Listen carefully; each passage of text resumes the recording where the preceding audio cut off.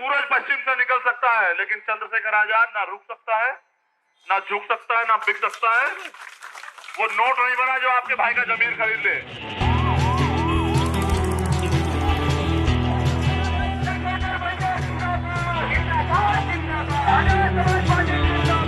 इस तन की परवाह नहीं है, परवाह तो एक है कि बाबा साहब अम्बेडकर और मान्यवर कांचीराम साहब का अधूरा सपना, मान्यवर दीना भाना वाल्मीकि साहब का अधूरा सपना अपने जीते जी पूरा करके जाना है। किसान विरोधी ये सरकार नहीं चलेगी, नहीं चलेगी। एक सवाल ये कि साइकिल रैली हो रही है, ये कंटिन्यूटी में होगी, इसी पॉइंट ऑफ टाइम पे हाथी पे भी रैली निकालने का कोई प्लान है?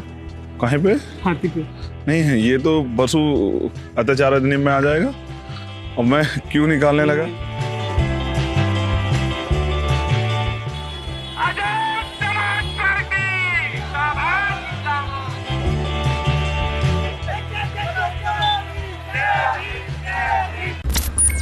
हमारे साथ आज़ाद समाज पार्टी के चंद्रशेखर आज़ाद, और मेरठ में इन्होंने साइकिल रैली निकाली। इनकी साइकिल रैली लगातार चल रही है और ये कैंपेन का हिस्सा है उस यूपी चुनाव का जो अभी से 8 महीने बाद होने वाला है, तकरीबन 8 महीने बाद। एक अजम्पशन ये भी है कि हो सकता है इसको थोड़ा डिले किया जाए, मीडिया में इसको लेके भी एक चर्चा है। मेरा पहला क्वेश्चन ये है कि आप जो ऐसी रैलियाँ कर रहे हैं, अच्छी बात है, मैंने सुना कि आप इसके बाद फॉलोअप में अपने कैडर्स को बोल रहे हैं कि वो इसको कंटिन्यू करें। आपको लगता है ऐसी रैली की कोई रिकॉल वैल्यू रहती है? बिल्कुल रहती है। देखिए, उत्तर प्रदेश में ये जो जनता है हमारे उत्तर प्रदेश की, इसको बताना पड़ेगा कि सरकार ने क्या दिया। सरकार ने मैनिफेस्टो तो बहुत बड़ा दिया था, लेकिन उसके बाद जो दिया उसमें हालात ये हुई कि लोग रोटी रोटी के लिए मोहताज। लोग तो इसलिए भी डरे हुए हैं कि पता नहीं वो कोरोना लहर में बचेंगे नहीं बचेंगे, क्योंकि जो बुनियादी काम होना था एजुकेशन पे, हेल्थ पे, उस पे तो नहीं हुआ। युवाओं के लिए रोजगार की व्यवस्था नहीं हुई। तो उस गांव में रहने वाले समाज को, शहर में रहने वाले समाज को हम लोग अपनी पंपलेट के माध्यम से जाके बता रहे हैं कि उत्तर प्रदेश में जो सरकार आई थी भारतीय जनता पार्टी, उसने क्या वादे किए थे और उनमें से एक पूरा नहीं किया। तो इन वादे वालों को ये फिर चुनाव के समय आ जाएंगे, फिर ये अपनी तरह से अपने एजेंडे लेके आएंगे। आपको लगता है उत्तर प्रदेश जैसे राज्य में, जहाँ मतलब राम मंदिर इतना बड़ा मुद्दा बना था है और संभवतः होगा, है ना, धर्मांतरण को एक बड़े मुद्दे के तौर पे पिच किया जा रहा है, मैं बस आपसे समझना चाह रहा हूँ आपको ग्राउंड पे क्या फीडबैक मिल रहा है, एक, और दूसरा एज ए पॉलिटिशियन आपको लगता है कि लोगों को ऐसे मुद्दों से, अस्पताल से, जब दिल्ली तक में, नेशनल कैपिटल में लोगों को ऑक्सीजन नहीं मिल पाया, नेशनल कैपिटल की हालत थी कि कई दिनों तक, तकरीबन 3 हफ्ते तक लोगों को ऑक्सीजन नहीं मिल पाया। आपको लगता है वोटिंग बिहेवियर पे ये चीज़ें रिफ्लेक्ट करती है? जब वोटर जाता है बूथ पे तो आखिरी में ये सोचता है कि मुद्दे क्या हैं? देखिए, वोटर को वोट की वैल्यू समझाना जरूरी। अभी वोटर को पता ही नहीं है ना। हम यही सी राजनीतिक परिवर्तन के लिए तो आए हैं कि वोट की सुरक्षा कैसे होती है, वोट की कीमत क्या होती है, वोट से निर्माण क्या होता है और वोट का परिणाम क्या होता है। ये चारों चीजें हम जनता को जाके कैडर के माध्यम से गांव-गांव समझा रहे हैं कि अगर आपने गलत वोट दी तो उसका 5 साल आपको क्या खामियाजा भुगतना पड़ेगा। जैसा आज देश देखिए कहाँ चला गया है। आज प्रति व्यक्ति आय तो नहीं बढ़ी, कोरोना में रोजगार चला गया, तो जनता तो परेशान है और जनता ये सोचती है कि अगर इसको वोट देंगे तो ये हमें क्या देगा। तो जो बुनियादी जिन पे लोग वोट लेते हैं, जैसे रोटी, कपड़ा, मकान, प्रधानमंत्री आवास योजना, ये रसोई योजना, ये सब चीजें, ये तो कॉन्स्टिट्यूशन देता है हर व्यक्ति को प्रदेश में और देश में रोटी, कपड़ा, मकान, चिकित्सा, शिक्षा, सुरक्षा, रोजगार, ये कॉन्स्टिट्यूशन देता है। लेकिन सरकार ऐसी सरकार नहीं बनी जो जनता तक इसको पहुंचा दे। तो मैं समझता हूं कि पहले क्या था मुझे नहीं पता, हमने इन्हीं मुद्दों पे पंचायत चुनाव लड़ा और जनता ने हमें समर्थन किया। हम नई पार्टी हैं, तो कोई हमें छोटा दल बताता है, कोई बड़ा दल बताता है, लेकिन हम अपनी मेहनत कर रहे हैं। हम जनता को तैयार कर रहे हैं, गाँव में रहने वाले समाज को, कि वो इस बार धर्म और इन तमाम तरह के मुद्दों से जिनसे उनका भला नहीं होना है, उन पे वोट ना करके अपने मुद्दों पे वोट करें। उनके बच्चे जिनको उन्होंने पढ़ा के तैयार किया है, उनको नहीं पता कि उन्होंने अपनी मेहनत कमाई लगाई है, उन्होंने अपनी मेहनत कमाई लगाई। उनके बच्चों को रोजगार कहाँ से मिलेगा? सरकारी डिपार्टमेंट खत्म किए जा रहे हैं, प्राइवेट सेक्टर में भी रोजगार नहीं है। मैं आपकी वेबसाइट पढ़ रहा था, वहाँ पे आपने ऑलरेडी वादे लिख रखे हैं जो मैंने पढ़ा अपने रिसर्च के दौरान। वहाँ पे एक बात इसके ऊपर है कि हम प्राइवेटाइजेशन को रिवर्स करेंगे या रोकेंगे। आपको लगता है ये बहुत रैशनल तरीका है या बहुत रैशनल एटीट्यूड? मेरा क्वेश्चन बेसिकली ये है कि डिबेट क्या होनी चाहिए, प्राइवेटाइजेशन में रिजर्वेशन की या प्राइवेटाइजेशन को रिवर्स करने? देखिए, सरकारी जो डिपार्टमेंट है, अब कोरोना काल में क्या फायदा, क्या लोग काम आया, सरकारी हॉस्पिटल या private hospital? Private hospital acquire करने पड़े गवर्नमेंट को। मैं चाहता हूँ सरकारी सिस्टम रहे और सरकारी सिस्टम में सिक्योरिटी है। प्राइवेट सेक्टर में भी हम लोग रिजर्वेशन की मांग करते हैं। मैं समझता हूँ जिन चीज़ों में जरूरत आन पड़ी है उनको प्राइवेट किया जाए, लेकिन जो सरकारी डिपार्टमेंट मुनाफा दे रहे हैं उनको प्राइवेट करना और बेचने क्या मतलब है? मैं ये समझता हूँ कि नीतियाँ बहुत जरूरी है। सरकार के पास नीति नहीं है, आप बताओ, सरकार वादे कर रही है, मुख्यमंत्री ने कहा कि हमने रोजगार दिया, 69,000 शिक्षकों की भर्ती हुई, 6,000 पद खा गए SC/ST के, कोई जवाब नहीं देगा। और लेखपाल भर्ती हुई, इनका लेखपाल नेपाल भाग गया, तमाम तरह की परेशानियां खड़ी हुई, नौजवान रोज भर्ती के लिए जाते हैं, पुलिस की भर्ती हुई, वो लोग रोज आंदोलन कर रहे हैं, सरकार लाठी मारती। सरकार का काम लाठी मारना थोड़ा ही है, सरकार का काम तो ये है कि अगर कोई अपनी बात लेके आए तो उसकी सुनवाई करें। और अभी उत्तर प्रदेश में आप क्राइम का हाल देखिए, जनता को दिखाई नहीं देता कि रोज उनकी हत्याएं हो रही हैं, रोज बलात्कार हो रहे हैं, पिछले 3 दिन में 10 बलात्कार, और सरकार कहती है मिशन शक्ति चल रहा है, एंटी रोमियो स्क्वाड चल रहा है। तो ये जो चलने वाली बातें हैं, ये चलने वाली बातें धरातल पे कहाँ, यही जाके बताना है। ये पसीना जो आप बहा रहे थे, आपके साथ मैं बहा रहा था, ऐसा होता है कि कल के अगर चंद्रशेखर मुख्यमंत्री बन जाते हैं तो वो चंद्रशेखर वही चंद्रशेखर रहेंगे जो आज बाईसाइकिल रैली में लोगों के बीच मिलते हैं, या उनका भी वही हाल हो जाएगा जो आज मायावती का है, या अखिलेश यादव का हो गया था, या योगी आदित्यनाथ का है? मैं उनके लिए कुछ नहीं कहना चाहता, मैं अपने बारे में बताता हूँ। देखो, मैं सिद्धांतवादी व्यक्ति, मैं मूवमेंट चला रहा हूँ, हम एक आंदोलन चला रहे हैं जो बाबा साहब अम्बेडकर और माननीय काशीराम साहब का आंदोलन, जिसको राष्ट्रपिता ज्योतिबा फुले ने शुरू किया। उनके जाने के बाद बाबा साहब अम्बेडकर ने, साहू जी महाराज ने, फिर माननीय काशीराम साहब ने और हम लोगों ने। अगर MP MLA बनना तो चंद्रशेखर पार्टी नहीं बनाते, किसी दूसरे दल में चले जाते। मैंने प्रयास किया कि एक और जो बहुजनों का दल था, हम लोग मिलकर काम कर ले, उन्होंने मना कर दिया। मुझे लगता है कि सिद्धांत तो समझौता नहीं हो सकता, इसलिए अपने सिद्धांत जो माननीय काशीराम साहब ने दिए है समाज को, बहुजन सिद्धांत, उन पर हमने पार्टी बनाई। तो वो सिद्धांत, वो प्रतिज्ञा, वो संकल्प, वादे किस लिए किए जाते हैं कि परिस्थिति कोई भी हो और कोई भी कंडीशन हो, उनको पूरा करना होता है। तो इसलिए जो वादे मैंने समाज से किए हैं, जैसे मैंने एक वादा किया है कि मैं माला तब तक नहीं पहनूंगा जब तक उत्तर प्रदेश की भारतीय जनता पार्टी सरकार को हम लोग नहीं बदल देते। तो मैं अपनी प्रतिज्ञाओं पे खरा उतरने के लिए, अपने संकल्पों पे, अपने सिद्धांतों पे खरा उतरने के लिए खुद को मैं तैयार करके लेके आया हूँ। मेरे पास ऐसा नहीं कि हम लोग जो है इस रैली को सस्ते संदर्भ में क्यों ला रहे हैं, क्योंकि इस महंगाई की राजनीति में गरीब कहीं है ही नहीं। जब आदमी राजनीति में विधायक बनने के लिए 2-3 करोड़ रुपए खर्च करेगा तो क्या वो जनता काम करेगा? इसलिए मैं चाहता हूं कि सस्ते संसाधनों पर राजनीति शुरू हो, जनता को वोट के लिए तैयार किया जाए, ना बिकने वाला समाज बने और गरीब जनता अपना नेता चुन के भेजे, और जब वो विधानसभा में जाए तो उनके काम करें। तो जो पैसे की राजनीति से बर्बाद हुआ है लोकतंत्र, अभी जिला पंचायत अध्यक्ष में देखिए आप, सबको पता है कितनी वीडियो ऑडियो वायरल हुई कि अपहरण हो रहे हैं जो प्रत्याशी जीते हुए थे, और उसके बाद सत्ता का दुरुपयोग, और उससे अलग पैसे बांटे जा रहे हैं। तो ये लोकतंत्र है, ये तो धनतंत्र है, इसमें गरीब कहाँ है? उसकी तो इतनी वैल्यू कि उसको चुनाव के समय लाकर शराब दे देते हैं। तो जो शराब और तमाम तरह की छोटी छोटी सुविधाओं पर लोग वोट देते हैं, उनको तैयार करना है कि अपने आने वाले कल के लिए और भारतीय संविधान की रक्षा के लिए वोट करें। और आज़ाद समाज पार्टी के उन नौजवानों को मैं आपका धन्यवाद तो कर देता हूँ पहले कि आपने पसीना बहा, लेकिन हमें तो आदत हो गई है कि हम उनमें से एक ही हैं जो मेहनत करते, सीवर में उतरते हैं, सफाई करते हैं, मजदूरी करते हैं, खेतों में काम करते हैं और प्राइवेट फैक्ट्रियों में साइकिलों पर जाके अपनी जो है अपने बच्चों का पेट पालते हैं। हम उनमें से एक हैं। तो पसीना बहाना हमारा कर्म और धर्म, और ये पसीना तब तक बहाते रहेंगे जब तक, अब सबसे बड़ी कुर्सी है कि यहाँ देश के अंदर, वो है प्रधानमंत्री की। तो मैं तो उस कुर्सी पे अपना आदमी बिठाना चाहता हूँ। जब तक उस पे नहीं बैठेगा तो कोई फर्क नहीं पड़ता है। मूवमेंट का आदमी बैठ जाए, चंद्रशेखर तो इस इच्छा के साथ पैदा ही नहीं हुआ। मैं फिर आपको दोबारा दोहरा दूं, आपके सवाल पे आ जाता हूँ वहीं बिल्कुल सटीक कि मुझे बनाना प्रधानमंत्री है। तो मुख्यमंत्री बन के बदलने का मतलब ही नहीं बनता। तो वो 8-7 मुख्यमंत्री बनाने, तब जाके हमारा प्रधानमंत्री बनेगा। तो कोई स्टेट में सरकार बनानी है, लक्ष्य है, और जब तक वो लक्ष्य पूरा नहीं होता तब तक रुकने का मतलब नहीं बनता। लेकिन फिर मेरी एक शिकायत है जो मैं भीम आर्मी में मैं बिल्कुल कर रहा हूँ आपसे। 2019 में आप आए थे जंतर मंतर, तब मैं नया रिपोर्टर बना था और आपने अनाउंस किया था कि मोदी जी के खिलाफ आप लड़ेंगे। मेरी शिकायत ये है कि मेरे को ऐसा दिखता है कि आप पर्सनैलिटी कल्ट के खिलाफ है, आप लगातार कहते रहे, लेकिन फिर मेरे को लगता है कि भीम आर्मी, आज़ाद समाज पार्टी को जब मैं देखता हूँ तो सेकंड इन कमांड नजर नहीं आता। मतलब चंद्रशेखर के आगे के लोग मेरे को नजर नहीं आते। मेरे को आप बताइए कि वो कौन से लोग हैं जिनको आपके बाद में काउंट करूँ। हमने हर स्टेट में हर स्टेट प्रेसिडेंट बनाए और जो अपना अपना काम कर रहे हैं। चंद्रशेखर तो एक कार्यकर्ता है। मैं क्या कह रहा हूँ, एक कार्यकर्ता है चंद्रशेखर। और किसने तैयार किया? इन सब लोगों ने। ये ना होते चंद्रशेखर होता। चंद्रशेखर किसी राजा का बेटा थोड़ा ही है। चंद्रशेखर किसी मुख्यमंत्री, प्रधानमंत्री, किसी मंत्री का बेटा नहीं, विधायक का नहीं। ये तो प्राइमरी स्कूल के हेडमास्टर का बेटा है। ये अपनी हैसियत जानता है, इसलिए सेकंड लाइन लीडरशिप कैडर से तैयार कर रहे हैं। ना बिकने वाला नेता जो समाज से धोखा ना करे। अब तक छलाई तो गया है, हर बार लोग इनके बीच आते हैं, धोखा करके चले जाते हैं। इसलिए लीडर तैयार कर रहे हैं। वो संघर्ष से आते हैं, आंदोलन से, इसलिए आंदोलन कर रहे हैं।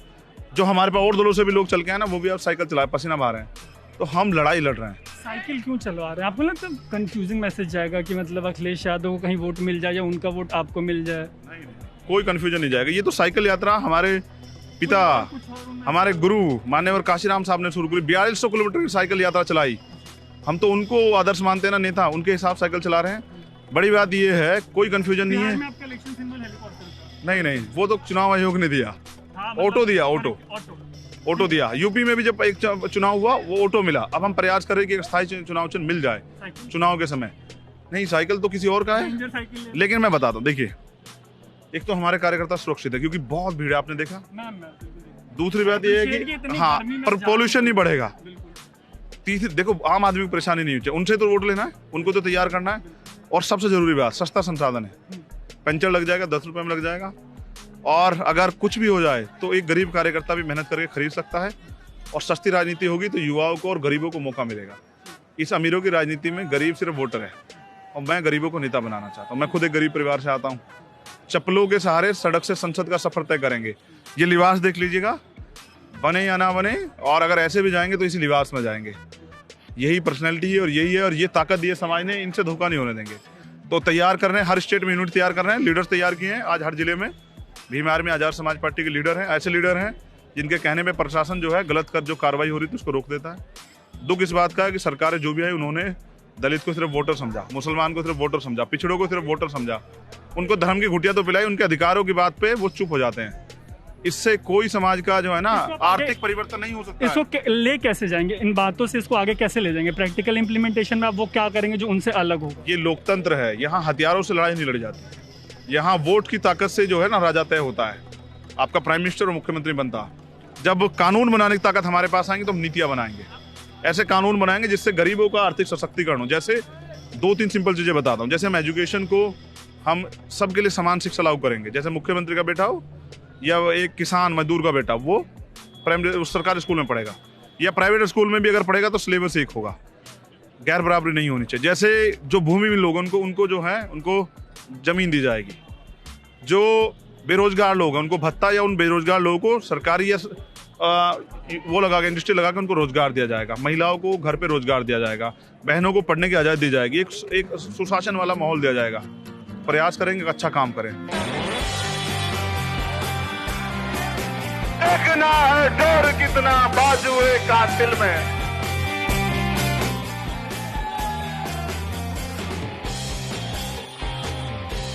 और जब मिलके नहीं चलोगे तो फिर क्या होगा? जैसे अभी बिखर रहे थे ना, ऐसे बिखर जाओगे। तो बिखरे हुए लोग कभी शासक जमात नहीं बनते। तो अपना रोड शो खत्म करके चंद्रशेखर मेरठ के पांडव नगर में आए हैं। मैं यहाँ आपका ज़्यादा वक्त नहीं लूँगा, लाइट भी जा रही है। एक सवाल का जवाब दीजिए, आप इलेक्शन लड़ेंगे इस बार? देखिए, चंद्रशेखर आजाद समाज पार्टी का एक कार्यकर्ता है। हमारे यहाँ ये लोकतांत्रिक पार्टी है। कुछ मीडिया के लोग मुझे कहते हैं ये भीम आर्मी के चीफ हैं, कुछ लोग कहते हैं राष्ट्रीय अध्यक्ष हैं। तो राष्ट्रीय अध्यक्ष भी तो कार्यकारिणी ने बनाया। जो कोर कमेटी तय करेगी, अगर उन्होंने तय किया कि चुनाव लड़ना है तो चुनाव लड़ा जाएगा। उन्होंने तय किया कि आपको जो लोग लड़ रहे हैं उनके लिए कैंपेनिंग करनी है तो वो की जाएगी। अब नए जो लोग जो चुनाव लड़ेंगे उनकी कैंपेनिंग में जाएंगे। तो जो कोर कमेटी आदेश करेगी उसको फॉलो करेंगे। एक क्वेश्चन ये है कि इस बार आप होम टाउन जैसे सेफ जगह से अगर लड़े इलेक्शन तो होम टाउन जैसे सेफ जगह से लड़ना प्रेफर करेंगे, या आप किसी बड़ी सीट से किसी को चैलेंज देंगे, जैसे आपने 2019 के इलेक्शन के पहले अनाउंस किया? काशीराम साहब जिस सिद्धांत को, आइडियोलॉजी को देके गए हैं उसी पे चलेंगे, और जहाँ लड़ेंगे वही सेफ हो जाएगी। तो चैलेंजर बनेंगे? हाँ बिल्कुल, अगर पार्टी मौका देगी तो बिल्कुल लड़ेंगे। और जहाँ से पार्टी लड़ाएगी, मैंने कहा कि हम पार्टी से बड़े नहीं, हमारा वजूद पार्टी से है। हम पार्टी के समर्पित कार्यकर्ता हैं।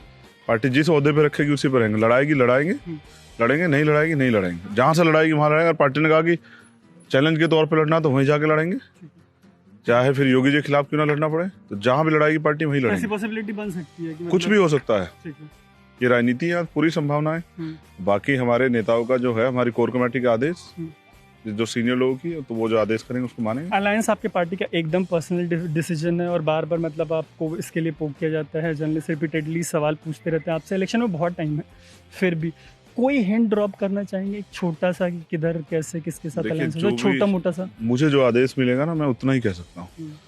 मैंने कहा कि मैं एक अनुशासित कार्यकर्ता हूँ, कैडराइज। तो जो आदेश ये है कि भाई अभी गठबंधन का डिसीजन हम लोग लेंगे, कोर कमेटी का डिसीजन है करेंगे नहीं करेंगे हमारा वो है। आपको तो 403 सीटों पे सभी 75 जिलों में जाना है, कैडर ले कार्यकर्ता को तैयार करना है, लड़ने का प्लान है। सारी सीटें तैयार करने के लिए कहा गया है। तो जो प्लान होगा, क्योंकि अभी तो इलेक्शन अनाउंस नहीं हुआ, अभी तो बहुत समय है। आपने खुद ही बताया कि मीडिया में चर्चाएं इलेक्शन जो है वो थोड़ा पीछे भी हट सकता है। तो जो भी होगा उसके लिए हम लोग तो तैयार है। हमने तो मैदान अपना तैयार कर दिया है। हम जनता के बीच में अपनी बात रख रहे हैं। इसी जनता को वोट देनी है और इसी जनता ने और सारे दलों को बनाया। यही दल, ये जनता जो है ना।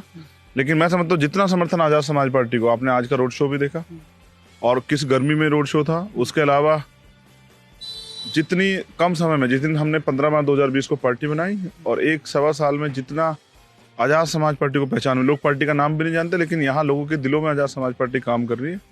तो इससे पता लगता है कि समर्थन तो बहुत, क्योंकि लोगों ने ठगा है और आजाद समाज पार्टी भीम आर्मी के लोगों पे उनको भरोसा है कि ये लोग ना बिकने वाले लोग। ठीक है। एक सवाल ये कि साइकिल रैली हो रही है, ये कंटिन्यूटी में होगी, इसी पॉइंट ऑफ टाइम पे हाथी पे भी रैली निकालने का कोई प्लान है? कहीं पे? हाथी पे नहीं है, ये तो पशु अत्याचार अधिनियम में आ जाएगा।